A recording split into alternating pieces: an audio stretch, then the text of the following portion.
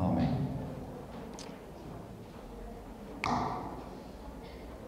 Nós já vimos um pouco sobre o que foi mencionado hoje à noite. Na primeira noite, quinta-feira, nós falamos sobre vários cientistas, sobre vários fatos científicos na palavra de Deus, que a ciência finalmente descobriu nos tempos recentes. Hoje de manhã nós falamos sobre dinossauros e ontem à noite nós falamos sobre outro assunto. Hoje à noite nós vamos falar um pouco sobre as camadas geológicas, enfim, certas coisas que nós temos evidências de um dilúvio mundial, de um dilúvio global. Nessa semana tenho o privilégio de poder estar apresentando várias informações. Agradeço novamente pelo pastor, pela oportunidade, e sempre gosto de compartilhar a palavra de Deus, mas esse também é um dos assuntos que eu realmente gosto de falar, conversar e ensinar sobre ela. Lembramos que a criação de todas as coisas em 6 dias literais, como nós vimos ontem à noite, foi 4.000 anos antes de Cristo. Nós temos o pecado, nós temos o dilúvio, que vamos falar um pouco sobre hoje à noite, a Torre de Babel, amanhã e de manhã, 2.200 anos antes de Cristo. Evidências geológicas, evidências não importa quais, mostram, apontam para este tempo, não apontam para o que os evolucionistas ensinam de milhões de anos. 2 Pedro, capítulo 3, versículo 3 a 7, nós vemos: sabendo primeiro isto, que nos últimos dias virão escarnecedores, andando segundo as suas próprias concupiscências, e dizendo: onde está a promessa da sua vinda? Porque desde os pais dormiram, todas as coisas permanecem como desde o princípio da criação. Note aqui versículo 5: eles voluntariamente ignoram isto, que pela palavra de Deus, já desde a antiguidade, existiram os céus e a terra, que foi tirada das águas, e no meio da água subsiste. Versículo 6: pelas quais coisas permaneceu o mundo de então, coberto com as águas do dilúvio.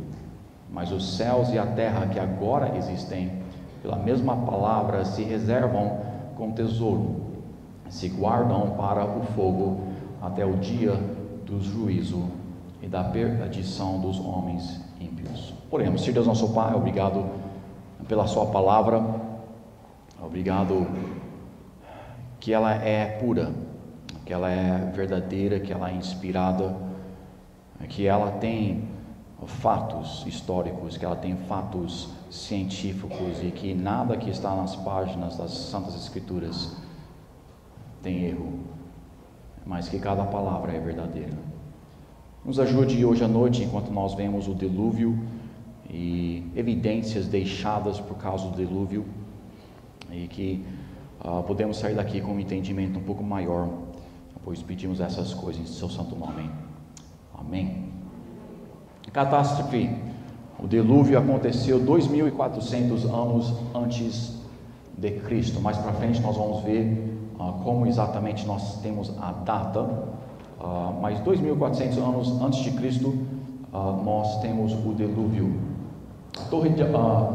Temos aqui, durante o dilúvio, como nós vamos ver daqui a pouquinho, o dilúvio causou a maior parte dos fósseis que nós encontramos hoje.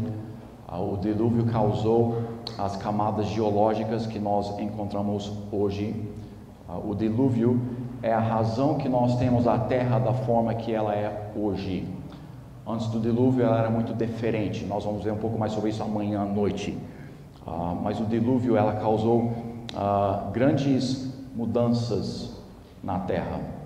Em Gênesis capítulo 7, versículo 11, nós vemos: no ano 600 da vida de Noé, no mês segundo, aos 17 dias do mês, naquele mesmo dia, note aqui, romperam todas as fontes do grande abismo, e as janelas dos céus se abriram. E houve chuva sobre a terra 40 dias e 40 noites. Muitas pessoas, a maior parte das pessoas que ensinam, que falam, que leem sobre o dilúvio, que falam sobre Noé e tudo, nós sabemos que choveu por 40 dias, 40 noites, nós sabemos aquele dilúvio, mas muitas vezes nós não percebemos aqui o rompimento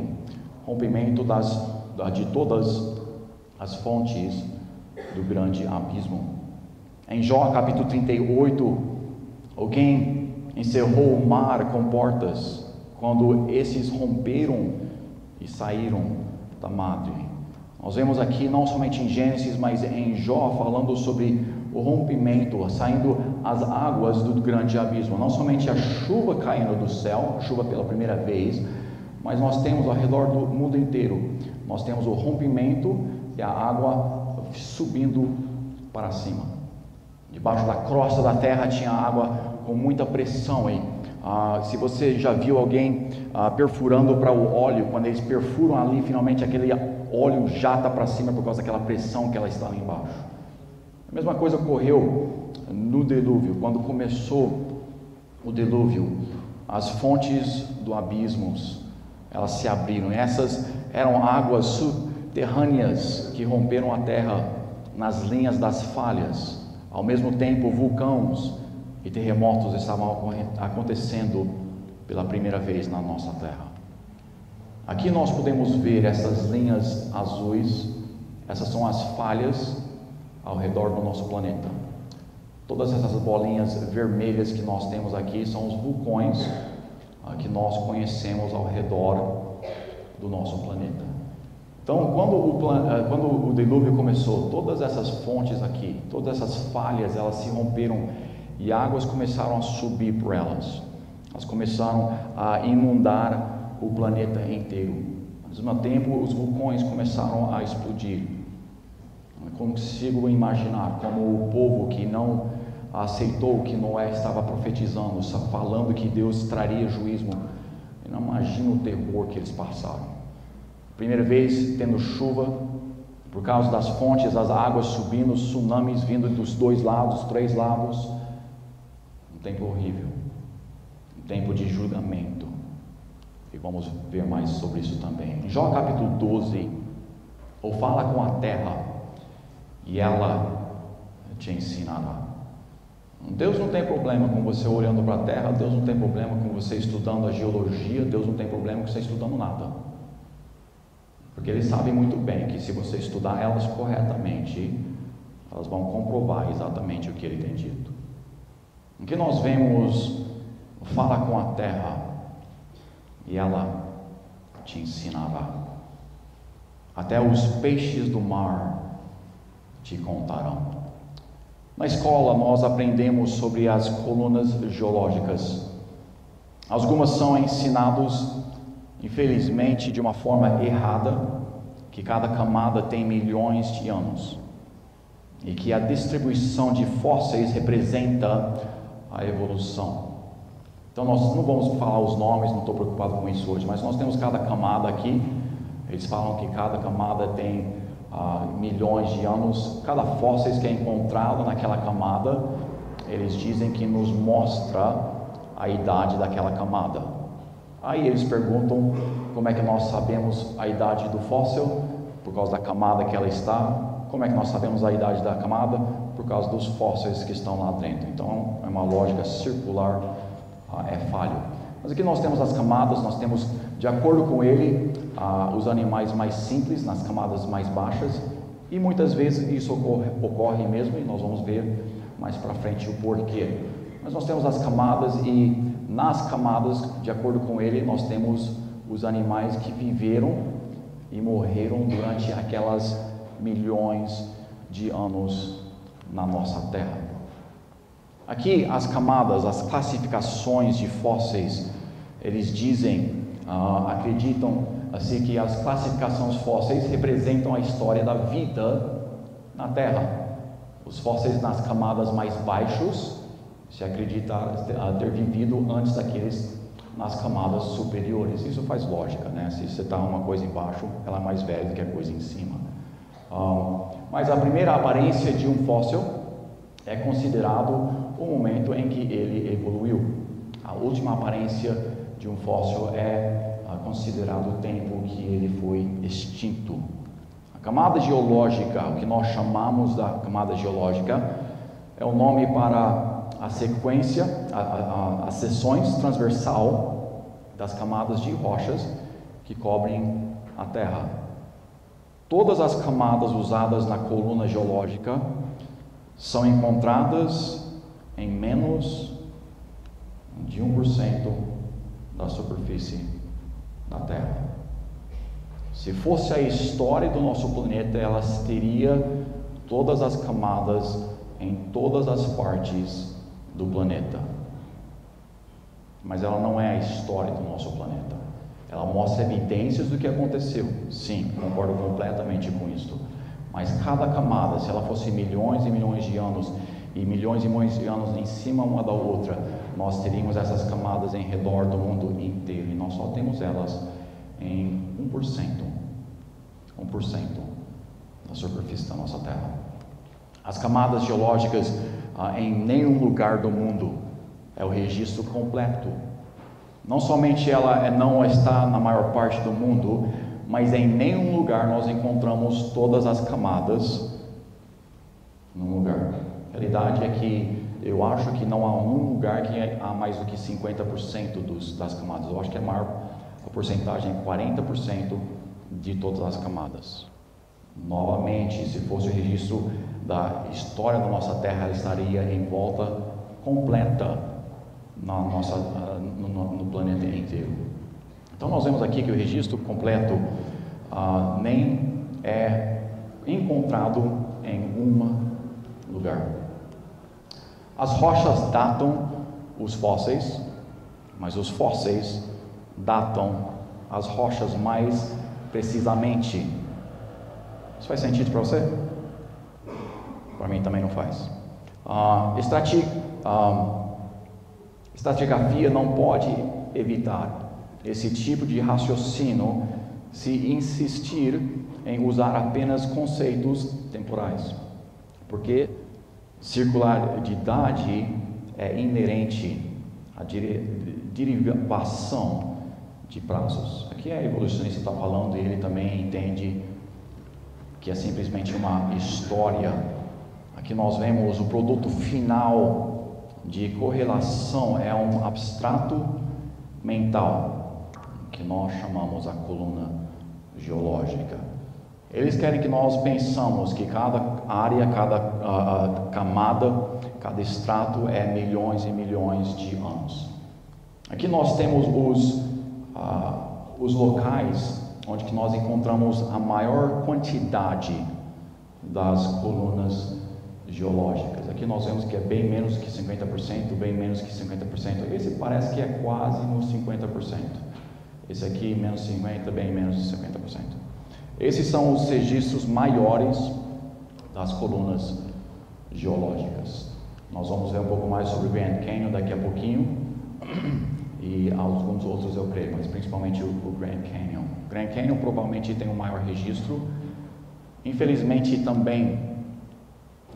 não, também, onde nós encontramos os registros, em vários delas nós encontramos camadas fora da ordem.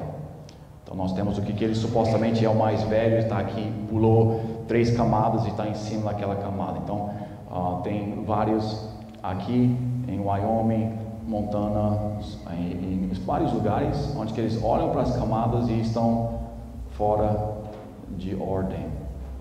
Como é que uma coisa, milhões de anos, pode pular para cima de 3, 4 coisas, milhões de anos de idade? É impossível. Essa camada geológica não é o que eles dizem que é. A camada geológica, ao contrário do que a maioria dos cientistas escrevem, o registro fóssil não suporta a teoria darwinista da evolução, porque essa teoria que usamos para interpretar o registro fóssil, ao fazer isso, nós somos culpados de raciocínio circular. Se então dizer que o registro fóssil apoia essa teoria, Eles usam o que eles estão ensinando para vocês, não ensinam corretamente, não falam que estão fora de ordem, não falam que não cobre o mundo inteiro, não falam que não tem nenhum lugar onde tem todas as camadas geológicas. Simplesmente falam que essa camada tem esta quantidade de anos, esses milhões de anos. Essa camada é nesse período da história pré-histórica. Não. Nós temos fósseis aqui embaixo menores? Sim. Por quê? Várias razões. Habitato. Eu acho que vai ter mais para frente, mas a maior parte dos fósseis que nós encontramos são animais, peixes e outras coisas que vivem debaixo do oceano. Quando vem uma enchente, quem vai ser atropelado primeiro? As coisas que estão mais baixas, as coisas que não conseguem se mexer tão rapidamente. Os animais mais pequenos, eles só precisam de um pouco de barro para cobri-los, enquanto que um homem pode sair daquele barro, enquanto que aquele largato não conseguiria escapar daquela lama. Então tem várias razões porque as camadas em geral, nós podemos ver que os animais menores estão embaixo e os maiores estão em cima, por causa de onde que eles vivem, a inteligência, vendo alguma coisa vindo, nós humanos vamos correr. Mobilai.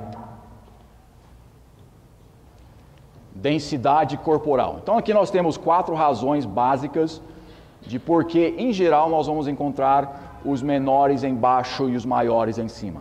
Agora, a realidade é que não é todas as camadas que nós encontramos assim. Nós temos coisas pequenas em cima, nós temos coisas grandes também embaixo. Então, mesmo esse pensamento que todas as coisas estão embaixo não é uma realidade.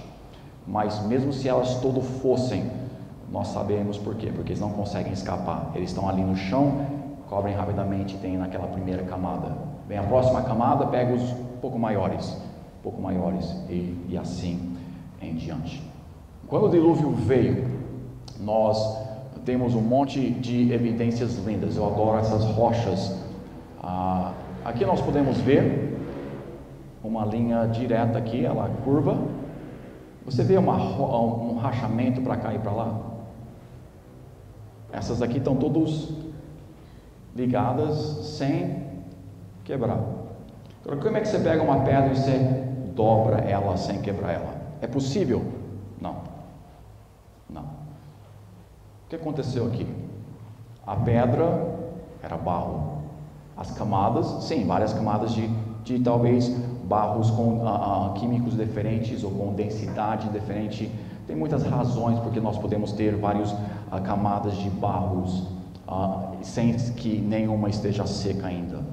Todas essas camadas aqui eram barro, alguma coisa aconteceu e elas dobraram para trás. Provavelmente nós temos as águas subindo deste grande abismo, nós temos a água subindo daquele, eles estão fazendo um tsunami para cá, um tsunami ali, quando eles batem um no outro, e o barro volta para trás.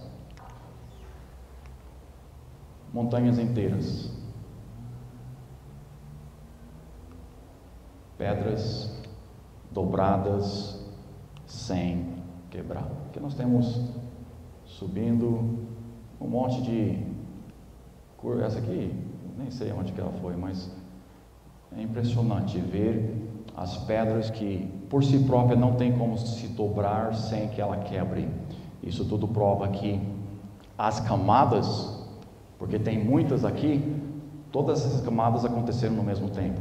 Todos eram barro no mesmo tempo, todos foram dobrados no mesmo tempo. Não há milhões de anos entre essas aqui. A realidade é que não tem nem meses entre essas camadas. Elas são todos no mesmo tempo. Nós podemos ver isso ao redor do mundo inteiro, lugares onde que as pedras elas viram, se contornam, fazem um Z aqui sem quebrar. Por quê? Porque era barro. Um monte de camadas de barro. Não milhões e milhões de anos. Essa aqui provavelmente é a minha favorita. Essa montanha enorme e as pedras vendo obviamente transformação ali quando ela era uma barro. Como? Quando o dilúvio estava acontecendo. Quando o dilúvio houve, sim, teve a chuva. E nós muitas vezes só pensamos na chuva. Mas foi muito mais do que chuva. Foi os grandes abismos, todas as falhas que nós vemos, elas circam todos os continentes. E tudo isso já com aquela pressão enorme, tudo aquilo saindo e indo para todas as direções. E nós temos aqui perfeitamente um N, né, quase, sem rachar. Lindo, lindo, coisa maravilhosa. Tudo apontando, tudo comprovando, tudo provando, é a palavra que você quiser, mostrando que as camadas, elas não levam milhões de anos para criar, não são milhões e milhões de anos, simplesmente essas, todas no mesmo, provavelmente mesmo dia, mesmo instante, uma camada de barro, outra camada de barro, outra camada de barro, e de repente todas as camadas de barro são forçadas para dobrar. Tenho mais foto aqui do que queria. Tá bom. Então nós temos evidências geológicas, já vemos as pedras ali, também umas evidências que nos mostram que essas camadas não são milhões de anos. As árvores poliestrados são encontrados em várias partes do mundo. É uma árvore que passa por vários estratos. Aqui você pode ver, cada linha aqui é uma árvore, tem até as raízes aqui. Nessa foto nós não vemos nenhuma de ponta cabeça, em vários lugares tem elas de ponta cabeça, mas aqui nós vemos várias, o que eles diriam, né, milhões e milhões de anos. Essa árvore está 1, 2, 3, 4, 5, 6, 7 milhões de anos, vamos dizer. Vida longa para essa árvore, né? Eu quero essa no meu jardim. Mas aqui nós temos então, não somente aqui, na França, aqui, esse aqui, mas ao redor do mundo inteiro. Nós temos na África, nós temos, no Canadá, nós temos na França, nós temos na Alemanha, nos Estados Unidos. Temos em muitos lugares onde que nós encontramos as árvores que passam por muitas dessas camadas. Às vezes 3, às vezes 7, como nós vimos lá, dependendo do tamanho da árvore. Agora, se o que eles dizem é correto, e cada camada é milhões de anos, você já viu uma árvore que tem caído, que não tem mais as suas raízes, que ela está fora da terra? Quanto tempo ela dura ali, antes de apodrecer? Eu não sei exatamente, mas vamos dizer, eu sei que não é isso, vamos dizer que é 100 anos. Mesmo assim, não tem como ter mais do que uma camada. Quando uma árvore cai, primeiramente, geralmente ela está assim, tombada, mas aqui ela está em pé, direções diferentes às vezes. Eu acho que não tem nenhuma foto dela de ponta cabeça. Aqui 1 metro aqui de distância, vemos o tamanho da árvore aqui. Tudo isso, essas formações que nós vemos, fósseis poliestrados. Trocamos de árvores petrificadas, são encontradas frequentemente, que atravessam vários estrados, provando as camadas foram depositadas no mesmo tempo, em vez de ao longo de milhões de anos. Esse aqui acabou virando carvão, mas isso não importa. Ao redor do mundo inteiro nós vemos essas árvores, estrados em todo lugar. 1983, eu creio que foi, esse vulcão aqui explodiu. Nós vemos aqui ainda a fumaça dela um pouquinho. Essa parte do vulcão está começando a crescer de novo. Aqui tinha um pouco de lava, mas a maior parte disso aqui é barro. Ela derreteu a neve que estava em cima dela e formou o barro desceu aqui, deslizou e pegou todas essas árvores aqui e tacou no lago que estava lá embaixo, que nós temos 2 pessoas e um monte de árvores para nos mostrar aqui. Essas árvores, eles começaram a ver que algumas delas demoravam mais do que outras para caírem. Quando eles estavam ali flutuando na água, a parte exterior dela começava a cair, criando uma camada. Tinha o barro que desceu do rio, do vulcão, que também estava criando outra camada. Nós temos também a sujeira que estava no lago, que ao decorrer do tempo ela baixa, criando outra camada. Então tinha várias camadas que estavam sendo criadas por causa daquele vulcão naqueles dias, naquelas semanas até naqueles meses que aquelas árvores estavam ali flutuando. Enquanto que cada árvore estava ali, algumas com mais velocidade, algumas mais lentamente, dependendo da vida dela, o tamanho, ela começou a cair debaixo da água por causa a água entrou nela, né? Se você deixar uma madeira na água, ela eventualmente vai cair ou vai descer na água. Às vezes eles desciam aqui, assim, ficavam assim entre as camadas ou em cima de uma camada. Às vezes eles desciam assim e às vezes eles viravam de ponta cabeça e descia. Mas eles com o sistema, aparelhos, equipamentos, eles conseguiram olhar de baixo lá e viram exatamente essas camadas se formando naquele lago. As árvores, todas que tinham morrido no mesmo tempo por causa daquele vulcão, estavam lá em cima do lago, alguns caindo com mais rapidez, alguns mais lento, fazendo ao redor daquele lago inteiro a mesma coisa que nós vemos ao redor do mundo, mostrando mais uma vez como é que ocorreu, uma coisa que aconteceu rapidamente, o que nós chamamos do dilúvio global, dilúvio do tempo de Noé. Quando nós vemos essas árvores, elas novamente nos mostram que as camadas não são o que eles dizem que são, são simplesmente camadas, são barros que têm um conteúdo diferente. Alguém já viu no rio Amazonas e Rio Negro, onde que eles se juntam pela primeira vez e eles não separam, ou eles não misturam? Alguém já viu isso? Tá bom, mesma coisa. Ali tem temperaturas diferentes, tem outras coisas, químicos dentro, minerais dentro da água, que por um tempo elas não misturam.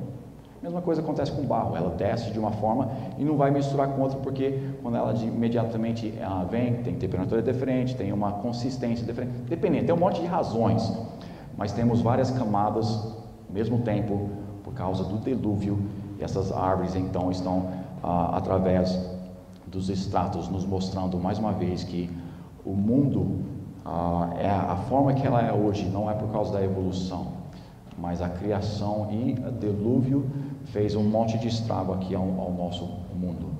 A formação de óleo e carvão, eles falam que demora milhões de anos também para formar essas coisas, e tá isso, aquilo. A realidade, o óleo e o carvão são feitos de matérias vegetal e animal. Eles são formados porque eles são sujeitos à pressão e calor. Imagine uma montanha inteira de barro descendo sobre você, ou sobre os animais. Vai ter pressão, vai ter um monte de pressão.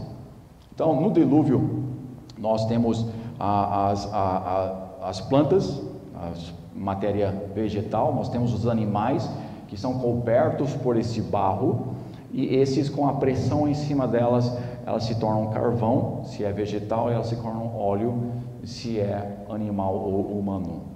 Então, através do tempo, quando o dilúvio ocorreu, nós encobrimos, ou Deus encobriu um monte de coisas com o dilúvio. Essa pressão, ou esse tempo, essa pressão não necessita de milhões de anos.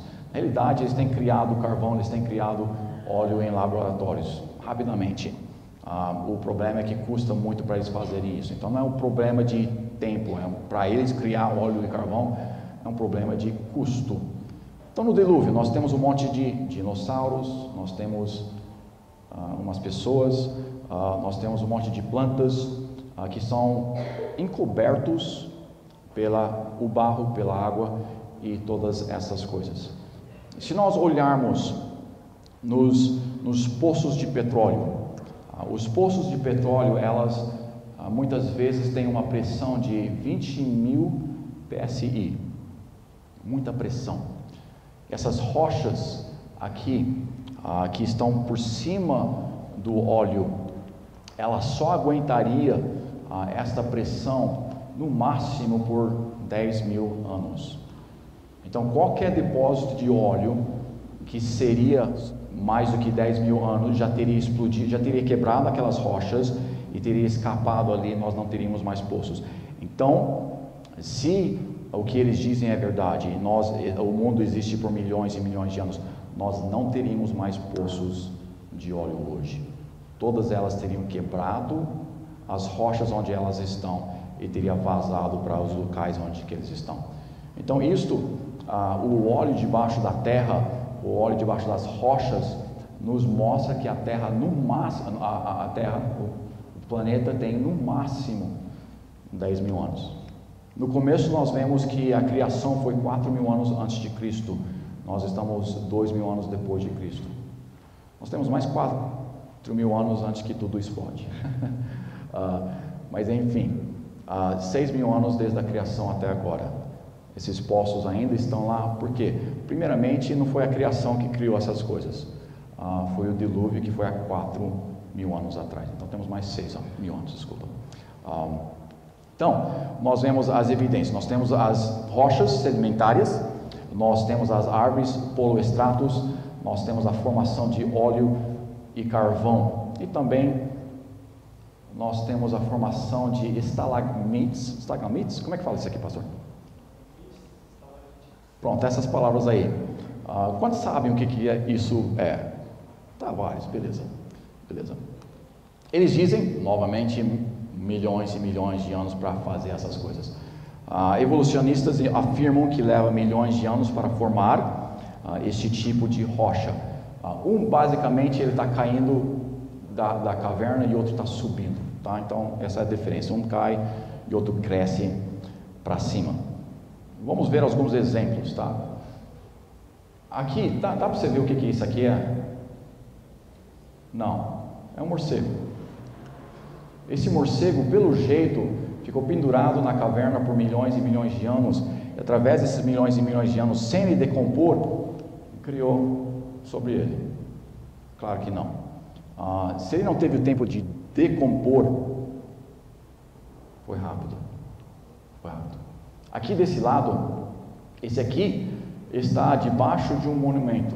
Então, o monumento foi construído, nós sabemos exatamente quando o monumento foi construído.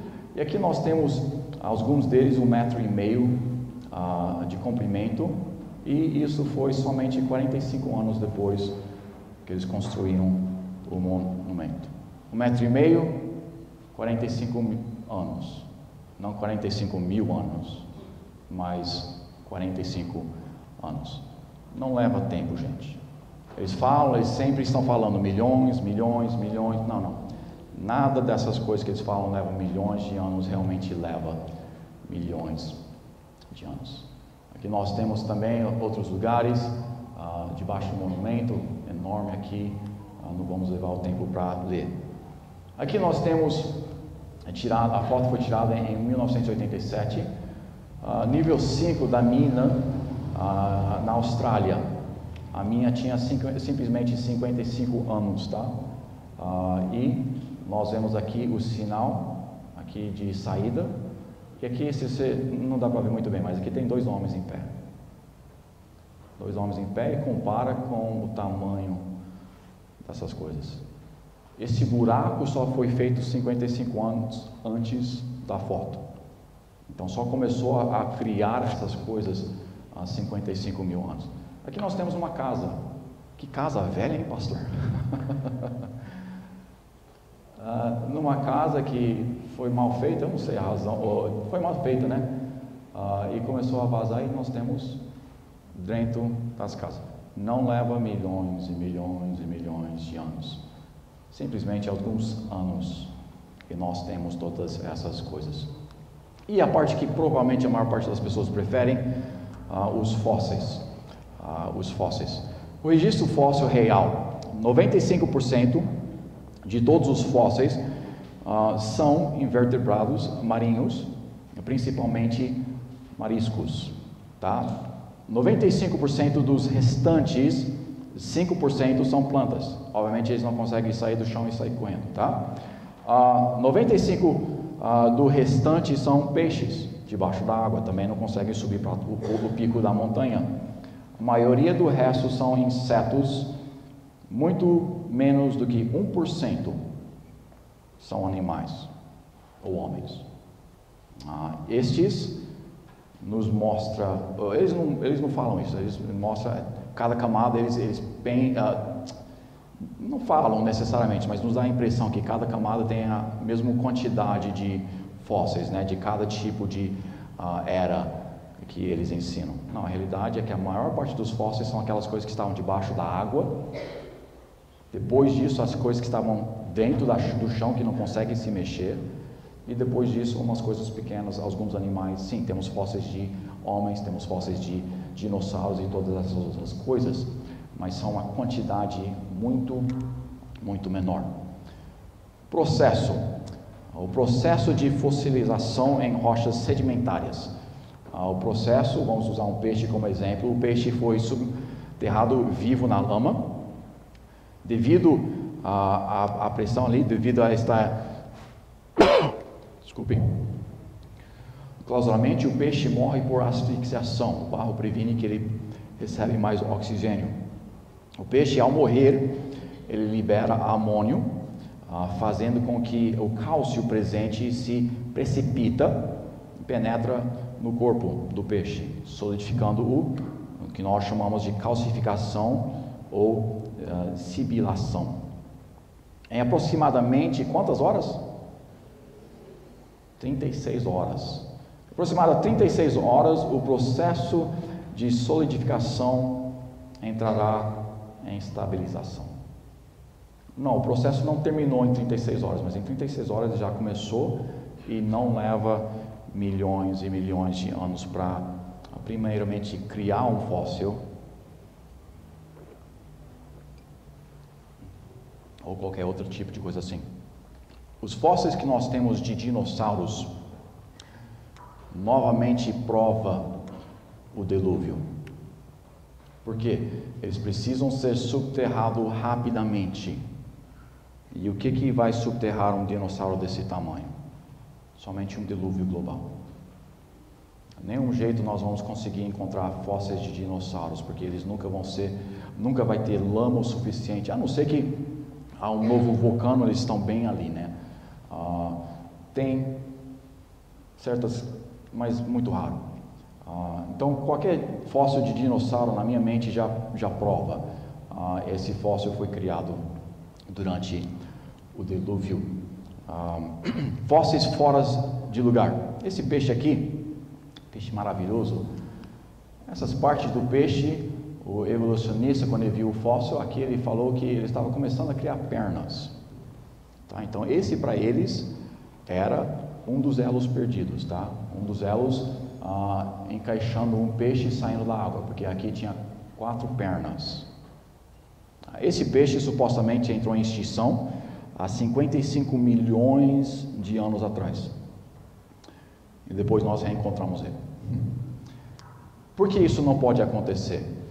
Se alguma coisa foi em extinção há 55 milhões de anos ou 1 milhão de anos atrás, primeiramente, se ele não foi extinto, que não foi obviamente, mas a evolução ele teria mudado, ele não seria mais o que ele é naquele tempo.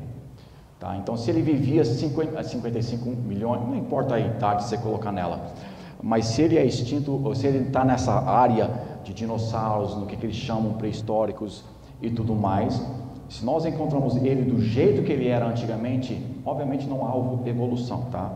Porque para a evolução ser verdadeira, tudo está evoluindo. Não é algumas coisas, é ou tudo ou nada. Então, as coisas que nós reencontramos, vamos dizer, as coisas, os fósseis fora de lugar, as coisas que são pré-históricos, isso prova que a evolução não é verdadeira. Esse fóssil, supostamente extinto, foi reencontrado pela primeira vez em 1938, encontrado novamente em 52, provavelmente mais famoso que o 38 muitas pessoas nem sabem, e agora em 1995 eles têm encontrado, não somente isolados, mas têm encontrado famílias na África do Sul e também na Indonésia. Então, estão vivos e não têm perna, ainda estão debaixo d'água, coitadinhos. Aqui também tem um monte desses, mas esse aqui supostamente extinto, né? Há 135 milhões de anos atrás. Aí eles reencontraram ela na Nova Zelândia exatamente da forma que ela foi fossilizada. Agora, eles querem que nós pensamos que somente há alguns desses exemplos, uns 3, 5 talvez. Então é uma exceção, né, para a realidade. Mas nós já temos encontrado mais do que 500 fósseis fora do lugar.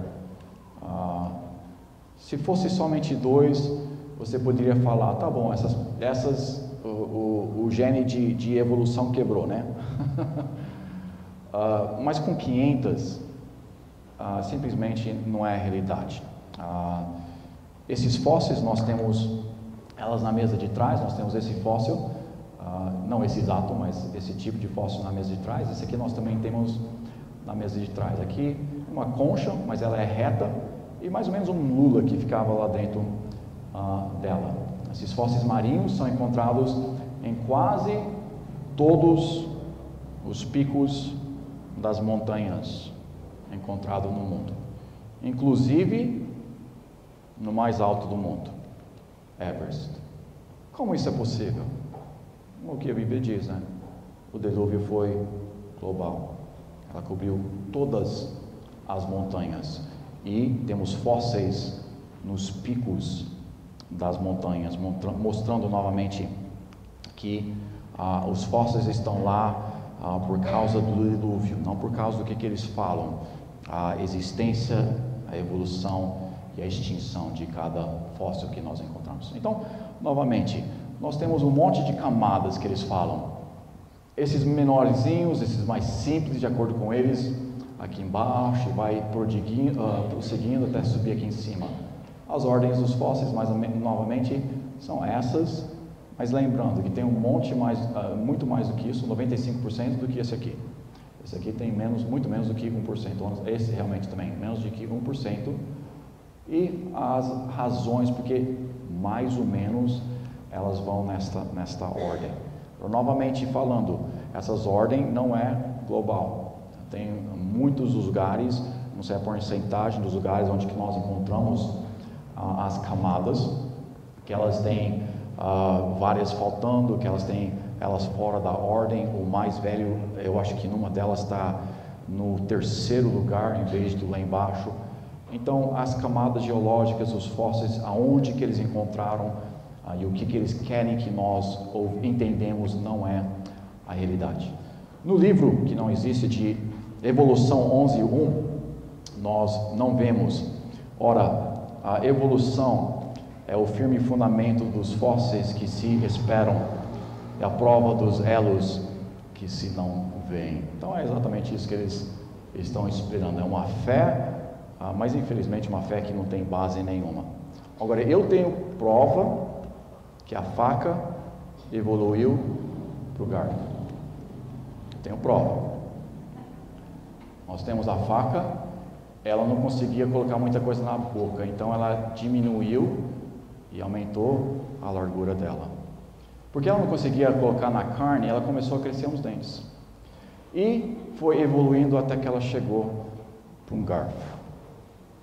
Isso tem mais lógica e mais evidências do que a evolução. Mas quantos acreditaram no que eu falei?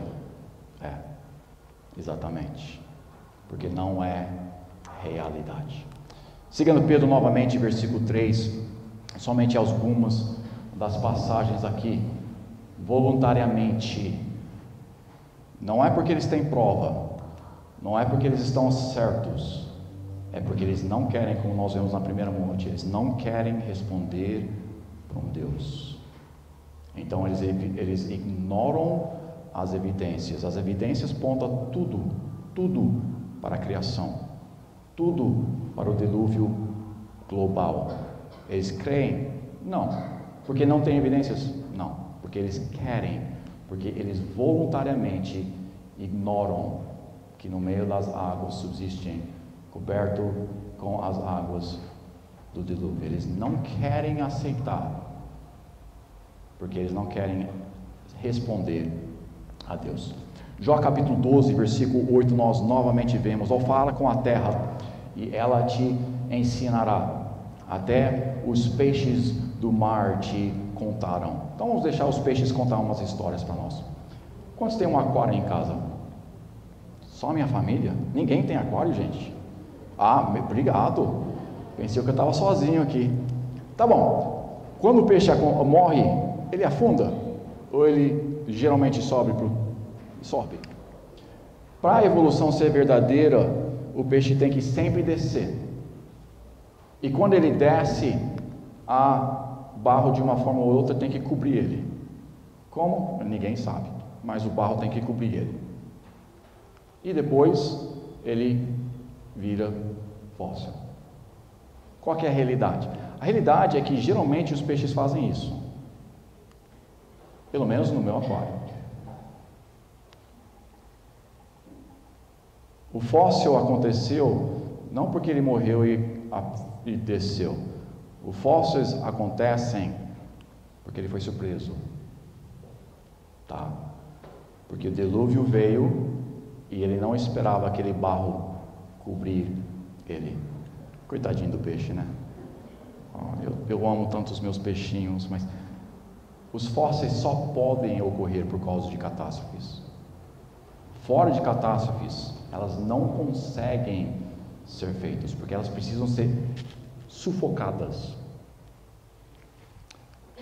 Para um peixe ser fossilizado, ela tem que ser enterrado rapidamente em algum tipo de catástrofe. O que nós vemos aqui? Um peixe o quê? Um peixe comendo um outro peixe. Jantar bem demorado, hein, gente? Aqui nós temos um peixe na barriga do peixe, mas ainda não teve o tempo para o peixe que comeu o peixe de absorver todos os nutrientes. O sistema desse peixe está complicado. O que nós vemos? Nós vemos um monte mostrando, provando que foi rápido. Todos esses peixes comendo um outro. Esse peixe nem pegou muito bem, esse peixe está tentando escapar ainda. Nós temos aqui um dinossauro e um peixe que foram enterrados juntos. Não, esse dinossauro não está tentando. Talvez está tentando pegar o peixe, né? Mas enfim, nós temos o peixe e o dinossauro que foram enterrados juntos. Nós temos nas montanhas mais altas, nós temos fósseis de conchas fechadas, novamente encontradas até na montanha mais alta no mundo. Agora, o que é o problema com conchas fechadas? O problema com conchas fechadas é que quando elas morrem, ela automaticamente abre. Então, a única forma que nós podemos ter conchas fossilizadas fechadas é que tinha uma pressão em cima dela não permitindo que ela abrisse. Então, a maior parte dos fósseis que nós temos de conchas são delas fechadas. Por quê? Foi algo rápido. Foi o dilúvio que cobriu eles, sim, levando, por causa dos tsunamis, levando aquele barro para o pico das montanhas e deixando ali, e ali eles fossilizando. A sua esposa não está aqui, mas imagine com ela, se esse foi ela, tá milhões e milhões de anos dando parto. Não, claro que não. Aqui nós temos a mãe dando parto para o peixinho rapidamente. Fossilização é rápido, o processo é imediato, eles começam, ela tem que ser rápida, não é uma coisa milhões e milhões e milhões e milhões. Também encontramos ao redor do mundo inteiro fósseis de multidões em massa, morte em massa, mostrando que não é simplesmente um peixe que morreu aqui, um peixe que morreu ali, mas é um monte de coisas que estavam morrendo ao mesmo tempo. Por quê? Porque o dilúvio matou tudo. Tá?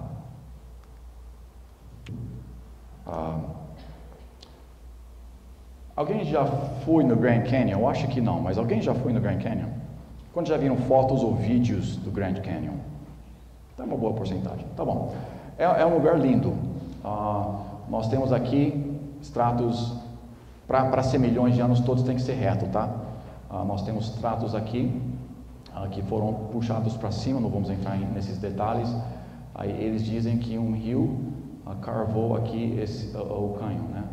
Agora, se a evolução fosse verdadeira, a realidade é que cada camada teria um monte desses buracos, porque os rios daquela época teriam carvado os buracos na sua camada, tá?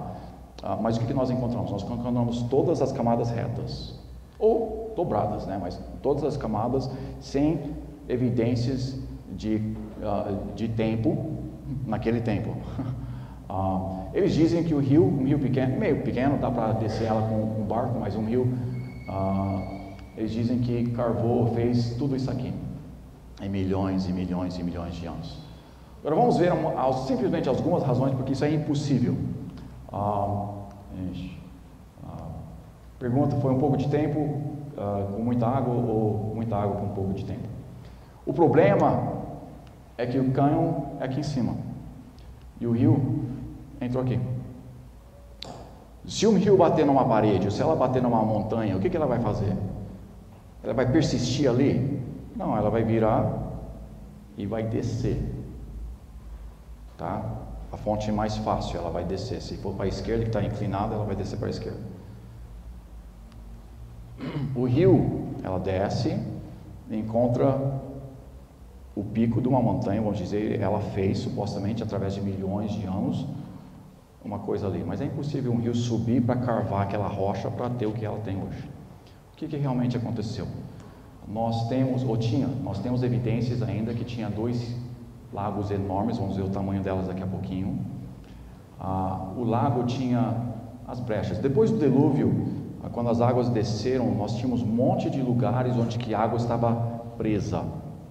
Algumas delas permanecem até hoje, nós temos lagos ao redor do mundo inteiro, mas algumas delas foram presas onde que as paredes que estavam oprimindo não era forte o suficiente para aguentar muito tempo.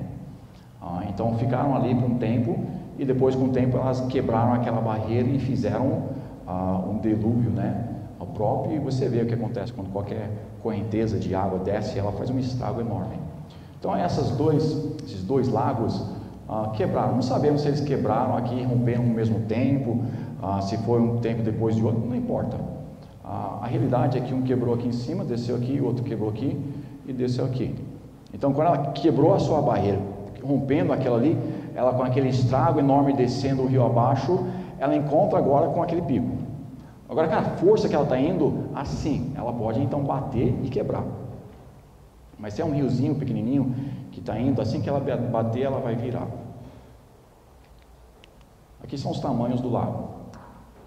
Esse é o cânion, maior do mundo, enorme, enorme, enorme. Aqui é o tamanho da água que fez esse estrago. É claro que a água vai conseguir fazer isso, não tem problema nenhum. Mas um riozinho tentando subir a montanha para fazer aquele estrago, que nada, que nada. Então nós temos esses 2 lagos, romperam aqui, romperam aqui. Provavelmente, eu imagino que esse aqui rompeu primeiro, foi para cá, esse aqui rompeu e simplesmente continuou. Eu não sei, não importa. A realidade é que nós vemos evidências dos lagos lá. As evidências estão lá, é óbvio.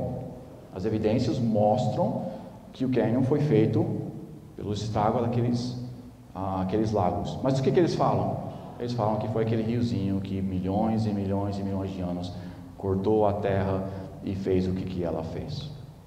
Aqui nós podemos ver um pouco melhor. Aqui nós vemos a altura dela. Ela é tão alta que tem neve aqui em cima. O rio daqui de baixo supostamente subiu tudo isso e cavou isso aqui. Não. Foi aquela correnteza, a força enorme.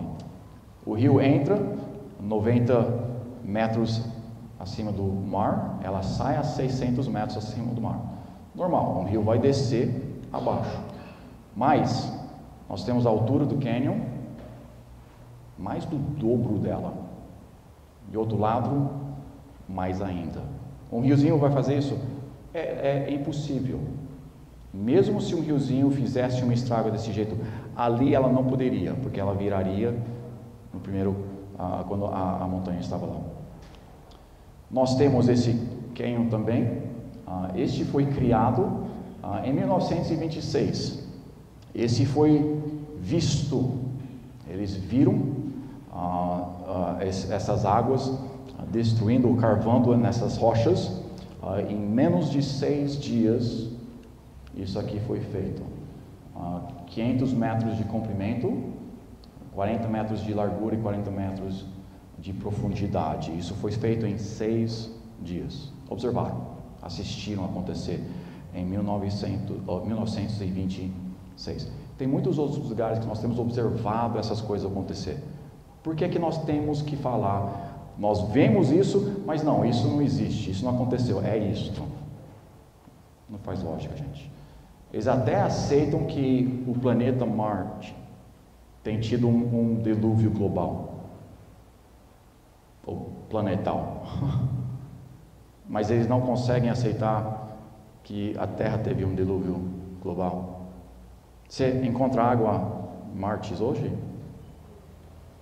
Quando você olha do satélite olhando para a Terra, você vê mais o que? Água ou terra? Mas lá conseguiu e aqui não consegue. O que eu quero que nós pensamos um pouquinho? O dilúvio, ela tem evidências que, sim, mostram o julgamento do nosso Deus. Nós podemos olhar no planeta inteiro e nós vamos ver canhões, nós vamos ver um monte de estrago que as águas do dilúvio fez. Nós vamos ver fósseis ao redor do mundo inteiro, nós vamos ver evidências que Deus trouxe o julgamento sobre aquele povo durante aquele tempo. O nosso Deus julga o pecado.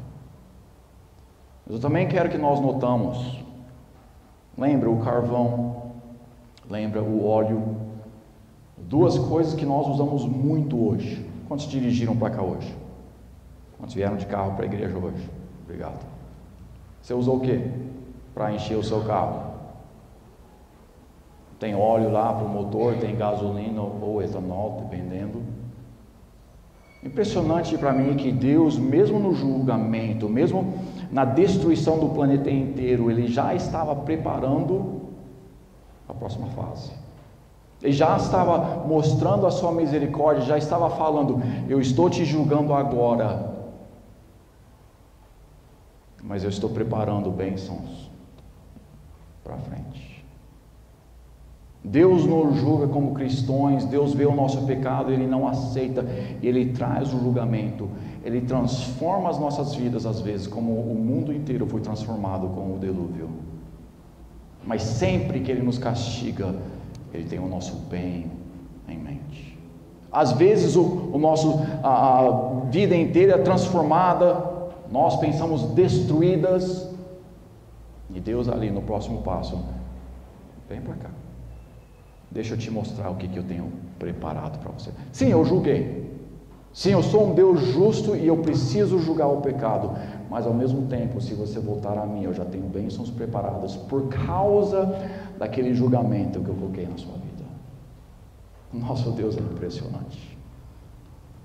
Ele deixou evidências ao redor do mundo inteiro para nos mostrar e nos lembrar que se nós não aceitamos a Ele, nós vamos para o inferno.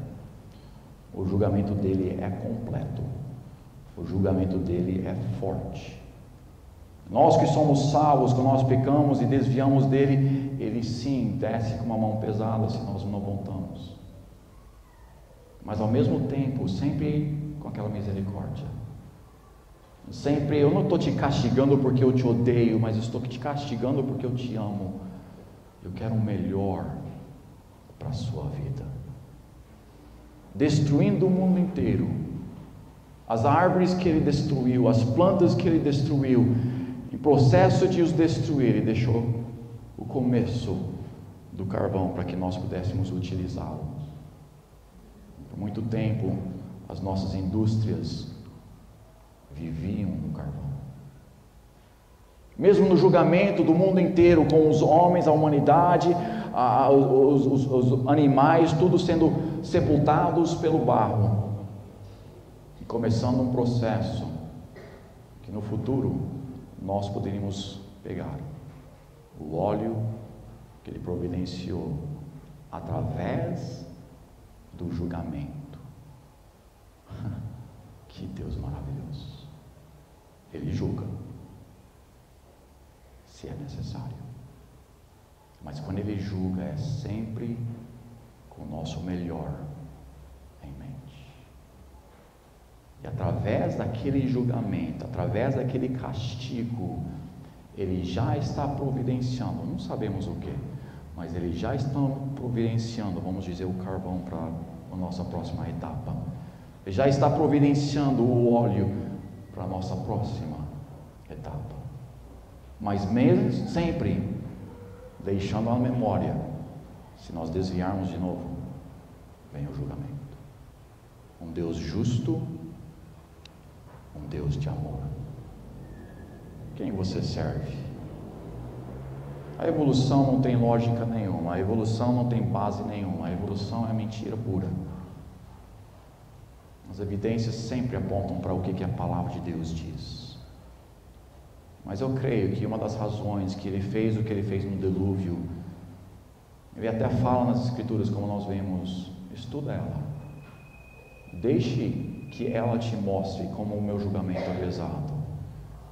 E também nas suas pesquisas, note que mesmo com julgamento, eu preparo o seu futuro. Eu quero te guiar, eu quero te mostrar qual é o melhor caminho para a sua vida.